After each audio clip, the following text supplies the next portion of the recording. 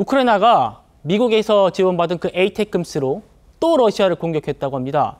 러시아의 전술 항공 비행장이 타격 대상이었다는데요. 만나보시죠.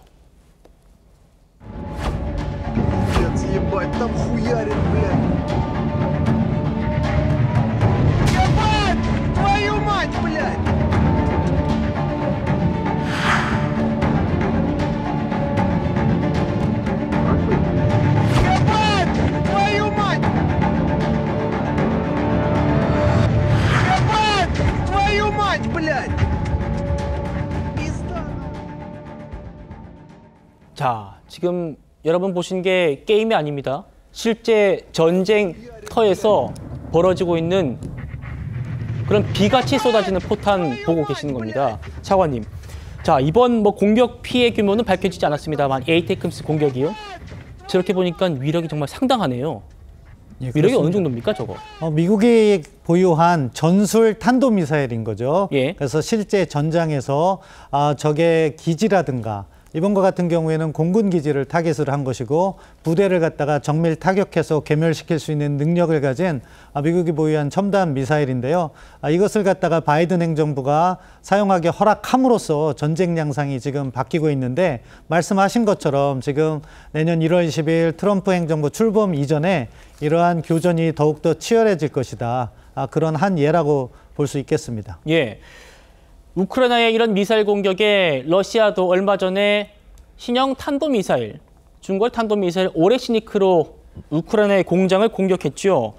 우크라이나가 그 오레시니크의 잔해를 공개했습니다. 자, 보여주시고요.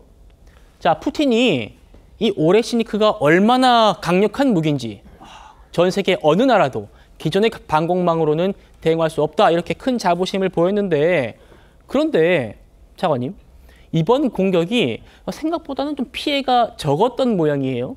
미사일 공습으로 구덩이가 생겼는데 그 구덩이가 1.5m밖에 안 됐다는 겁니다.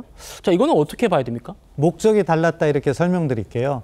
앞서 에이테킴스는 전술 탄도미사일이라고 했잖아요. 네. 실제 전장에서 적에게 타격을 주기 위한 미사일이고 사실 오레시니크는 전략미사일이에요. 핵탄두가 탑재돼야 되는데 저거를 왜 사용했냐? 푸틴이 핵무기를 사용할 수 있다는 말을 한 다음에 사용한 거예요. 그렇기 때문에 이것이 실제로 탄두가 탑재됐다기보다는 중거리 탄도미사일로서 핵무기를 사용할 수 있다는 전략 메시지를 전달한 것이고 실제 폭발력은 낮고 아마 탄두가 포함되지 않았을 가능성은 있는데 여러 개의 다탄두로 분리되는 모습을 보여줬기 때문에 푸틴이 원래 달성하려고 했던 목적은 달성했다. 저는 그렇게 평가합니다. 내가 저기 핵탄두만 실으면 어떻게 되는지 봐라. 방어하기 어려운 다탄두가 날아간다. 이 미사일의 장점은 마하 10까지 비행 속도가 나와요. 그러면은 우리가 가지고 있는 패트리엇 3라든가 이런 미사일 방어 체계로 막을 수가 없어요. 너무 빨라서. 예. 그렇기 때문에 푸틴이 이걸 자랑을 했는데 물론 푸틴의 말을 그대로 다 믿을 필요는 없습니다. 요즘에는 인지전이라고 해서 약간 자기들의 능력을 키워서 상대를 갖다가 압박하는 그런 전술도 구사하기 때문에 그대로 믿을 필요는 없겠지만 아무튼 푸틴이 핵무기를 사용할 수 있다는 모습은 제대로 보여줬다. 그렇게 평가합니다. 알겠습니다. 영국의 스톰섀도우라든지 또 프랑스 미사일도 지금 우크라이나가 쓰고 있다고 하는데 러시아가 아마 이런 나라들에도 경고를 보내고 혹시나 더 다른 나라들 참전할 나라 있으면 경고하는 그런 효과도 있는 것 같군요.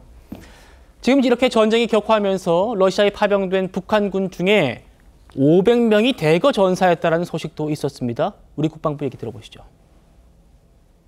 쿠르스크에서 북한군 500명이 사망했다는 보도가 있는데 관련 정보기관에서 그에 대해서 가능성에 대한 언급을 하신 것으로 알고 있고 저희는 그런 내용들을 같이 공유하면서 필요한 사항들을 확인하고 있습니다. 북한군이 다른 지역으로 이동했을 가능성이 있을까요?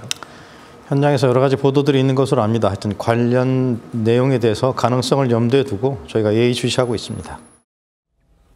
자, 차관님, 일단 미국 국방부는 북한군 500명 사망설에 대해서 확인이 불가능하다 이런 입장을 냈고 방금 전에 우리 국방부 대변인 얘기 들으셨습니다. 혹시 들으신 정보 있으신가요?